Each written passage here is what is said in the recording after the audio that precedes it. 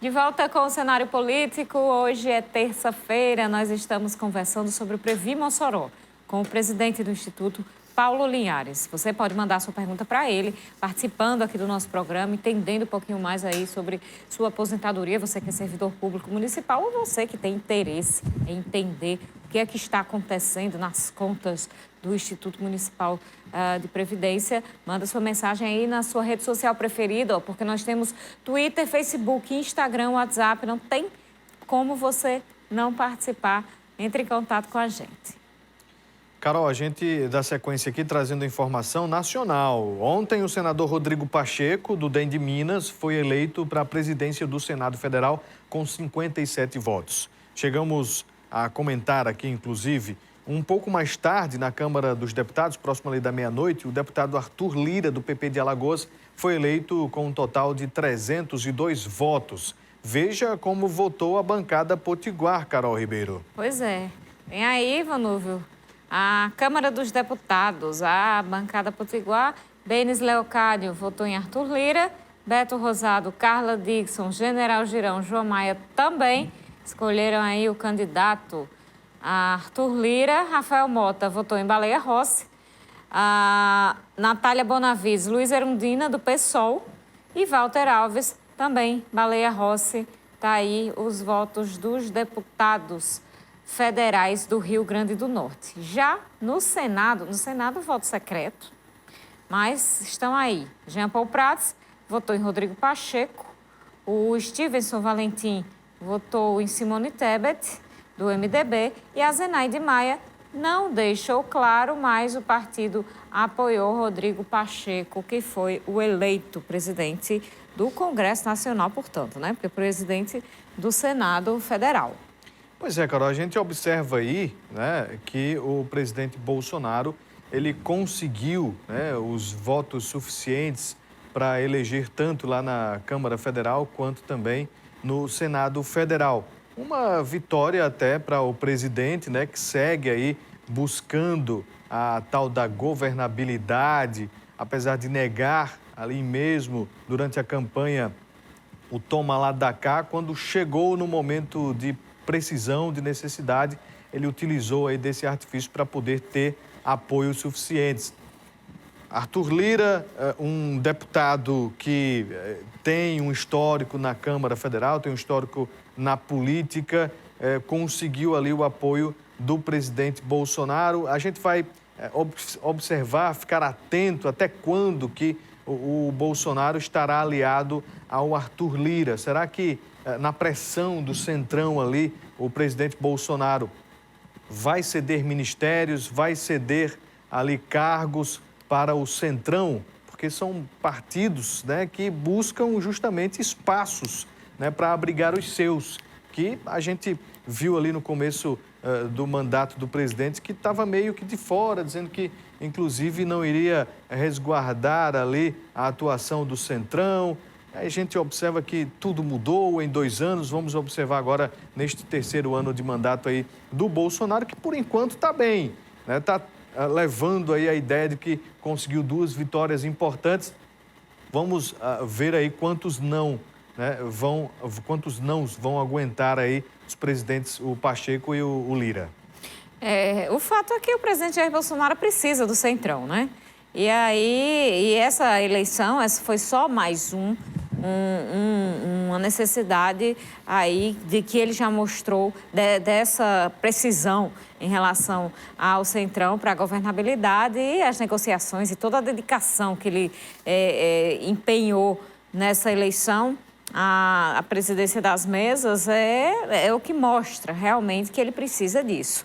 Agora, vamos ver as pautas que vão ser colocadas e como é que fica essa relação entre os presidentes e o governo, especificamente o presidente Jair Bolsonaro, né? Porque parece que existe uma diferença de comportamento ali entre outros nomes do governo e o presidente Jair Bolsonaro. Mas nem sempre, às vezes o presidente é desmentido pelos próprios nomes do próprio governo, mas vamos ver em relação às casas como é que vai ser agora essa relação.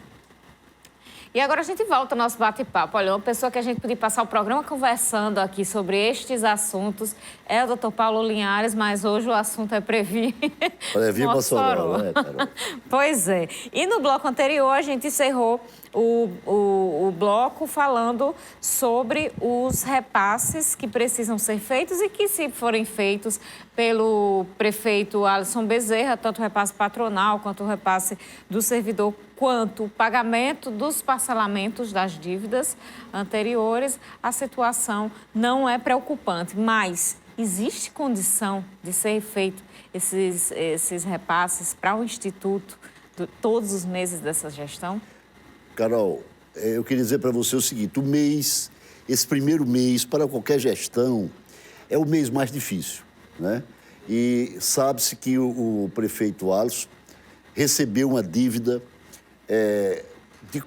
a essa altura, os dados já levantados, de princípio, 855 milhões, depois apareceram mais 20 milhões, quer dizer, 275, e eu acho que ainda aparecerão mais outras coisinhas, outras coisas dessa natureza.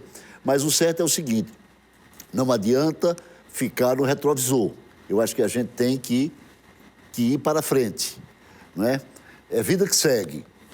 Agora, assumiu-se um projeto, o prefeito Alisson tem um projeto firme para esta cidade, chamou algumas pessoas, inclusive a mim, para caminhar com eles, estamos caminhando destemidamente, no sentido de sanear as coisas, de resolver as coisas, de melhorar as coisas, sobretudo no nosso caso, a questão dos servidores, não é, do município de Mossoró.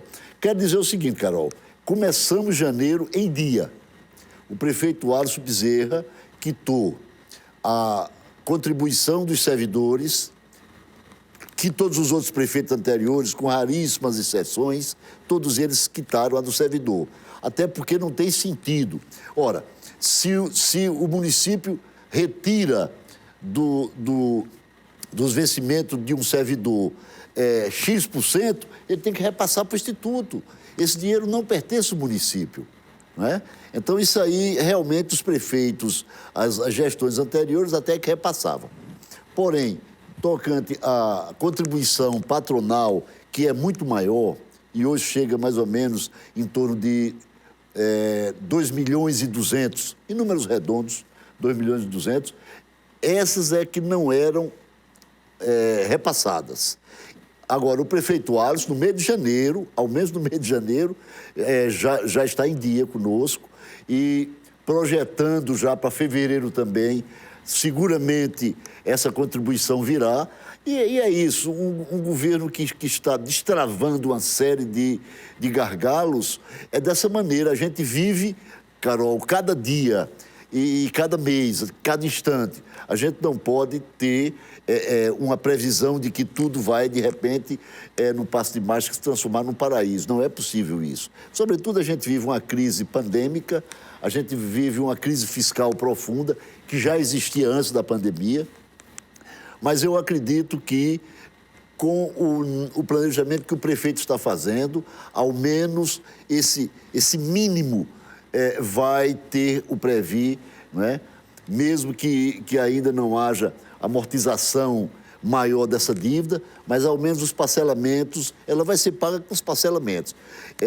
Quero dizer também, Carol, que o próprio governo federal, por exemplo, no governo Temer, editou uma norma aprovada pelo Congresso Nacional e que parcelou, na época, os débitos existentes naquela época do governo Temer, em 200 meses. Quer dizer, nenhum prefeito quase